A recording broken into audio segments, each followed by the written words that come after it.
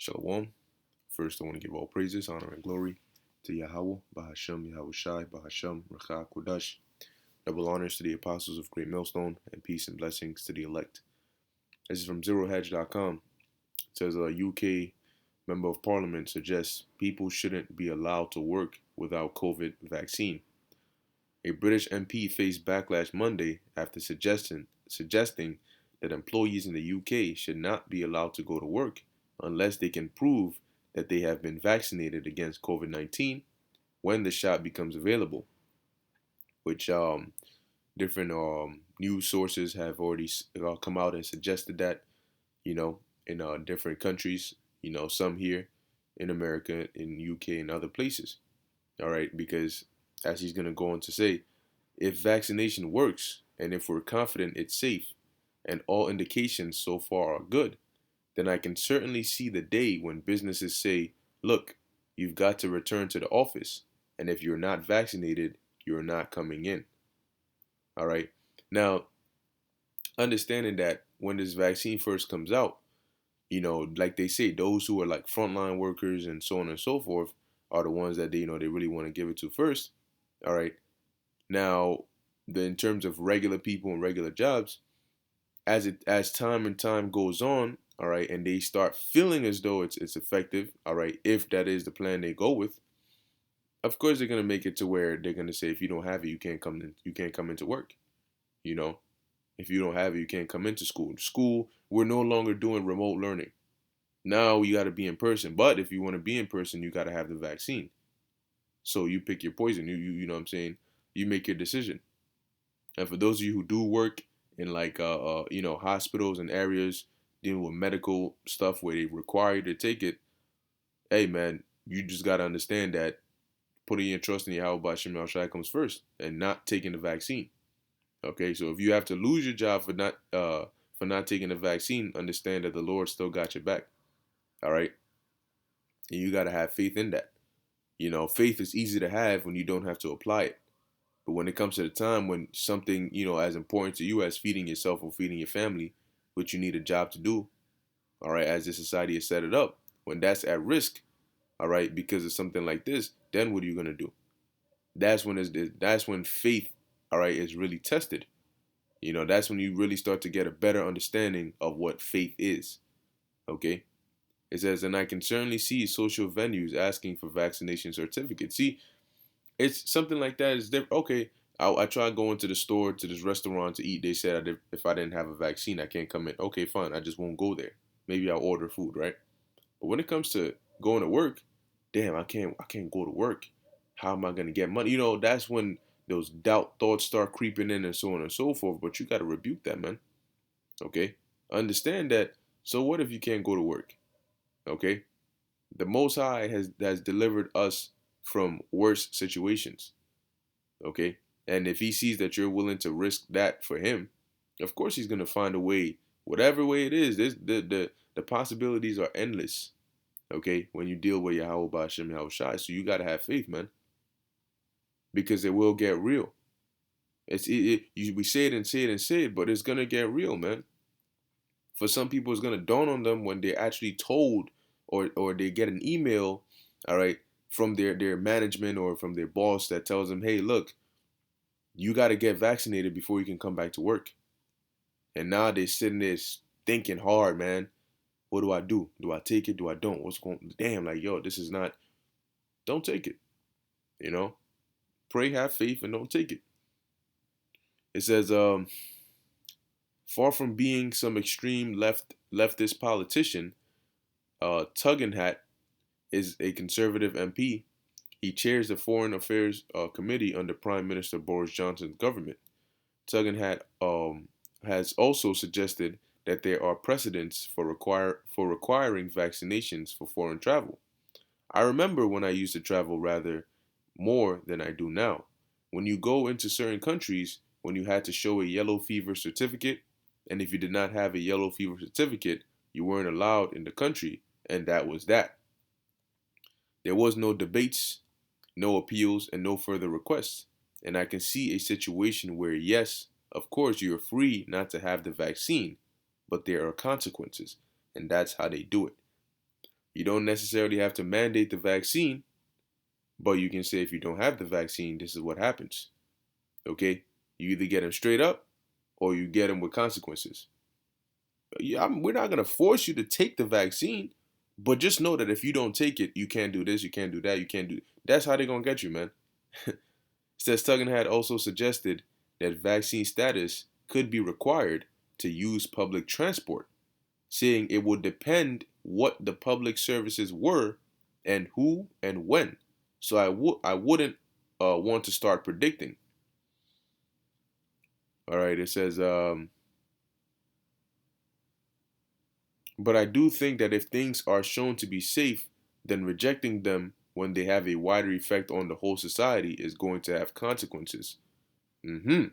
You see? So when the vaccine comes out, if your rejection, your individual rejection of getting vaccinated has a wide effect on the whole society, then there's going to be consequences.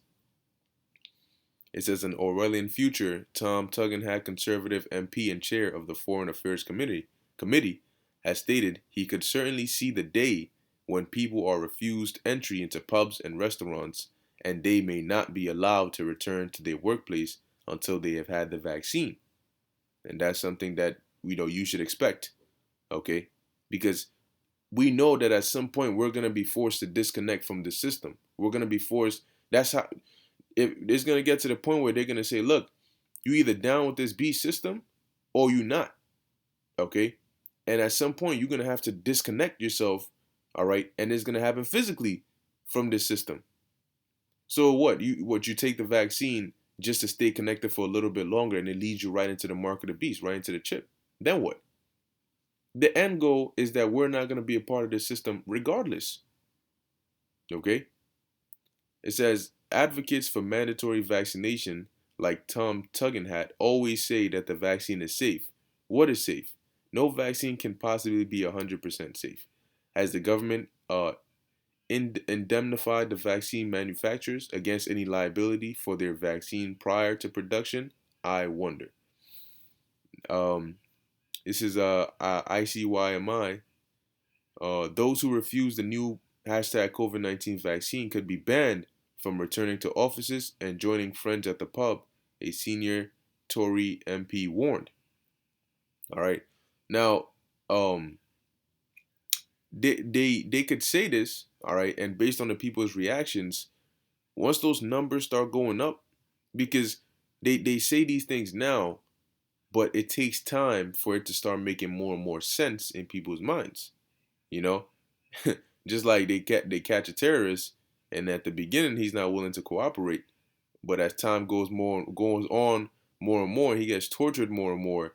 What the interrogators say starts sounding better and better to him, and now he's willing to talk. That's what they're gonna do. All right, they're gonna tell you something now. Oh yeah, hell no. What are you talking about? But as time goes on and they turn up the heat, oh yeah, I'm listening. Matter of fact, that's a great idea. Oh, you know what, I'm in. All right, they're gonna start flipping people's minds just like a switch, man. Okay. It says, I hope this, because when you're comfortable, you could say something. But when you're in a dire situation and you're uncomfortable, your words ain't really going, you know what I'm saying? A lot of people ain't going to be able to walk the walk that they've been talking. I hope this proves to be safe and accurate. Um, it says, I think you hope to ruin the lives of millions by locking us up forever. Sticking us with needles and controlling our lives never ends well for people like you. All right, this is people's reactions, man.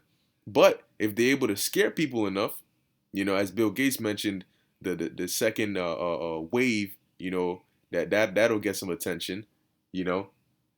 If they're able to scare people and put something out there that's really really impactful, all right, then people are gonna start changing their minds. They're gonna be like, hold up, what's that about? I'm quote unquote anti-vax, but what I'm seeing here is I'm anti this more, you know, and it's gonna shake a lot of people's original stance. It says, make no mistake, this will be the next divide. How to encourage people to take the vaccine polls suggest at least 40% of the population will refuse. Conservative MP Tom Tugendhat suggested anti-vaxxers could be banned from workplaces and social venues until they get their jabs. And they're going to take it a step further than that, where they're going to start rounding up people. All right. They'll ban you, but then they'll just start rounding you up and removing you from society. Start taking the isolation centers. Because soon it'll be that, you know what, you're posing a health risk to those around you. And we cannot allow that. Tuggan Hat's suggestion is just the latest in a string of indicators that anyone who chooses not to be vaccinated will be effectively ostracized from society. Exactly. Airlines are likely to require passengers to sign up for a health pass, which includes a digital certificate of vaccination against COVID-19 before allowing them to fly, according to a recent report. The system would be similar in nature to that being considered by Ticketmaster, who it was revealed are considering making customers prove they've had the vaccine or a negative coronavirus test before allowing them to purchase tickets. Now, very soon that option of negative coronavirus test is going to be out the window, because what is that going to matter when there's a vaccine out? Right now, the best thing you can have is a negative test, but when the next best thing, which is to them the vaccine, that coronavirus test is like it's like companies start requiring you to have a master's degree, and then that makes your bachelor's degree not seem as special and important anymore. It says Ticketmaster later clarified that a final decision on such measures would be up to event organizers, but that they were still mulling over the implementation of the system, with Uber and other companies also beginning to refuse services to people who fail to comply with coronavirus restrictions. The new normal, right? There we go again. The new normal will likely create a lower caste of refuseniks who are barred from traveling, any form of social life, and in the future, even basic financial services. And where are you going to keep people like that? All right, we already know, man. Okay. Now, real quick, let me just read this one precept real quick. All right. Because ultimately it comes down to transaction, but it also comes down to travel. All right. This is the book of Second Esdras, chapter 15. And I'm just going to go straight to the point. Verse 17, it says, a man shall desire to go into a city and shall not be able. For because of their pride, the city shall be troubled, and the houses shall be destroyed, and men shall be afraid. All right. And we know that that's according to prophecy. And now we're starting to see how exactly they're trying to bring that to they're gonna bring that to pass. All right. So things are definitely picking up, man. All right. The setup is being put in place so that next year, man, they could really, push for it. Because in order to make the dominoes fall, you first have to set them up. All right. So hey, Lord willing, the Lord has these prophecies get fulfilled next year and we can get out of here. But nonetheless, we still have to, patiently endure, okay, and wait, all right, upon the Lord. Okay, so with that, I hope you were edified. In closing, I want to give all praises, honor, and glory to Yahweh, Bahashem, Yahweh Shai, Bahashem, Rakah Kudash. Until next time, Shalom.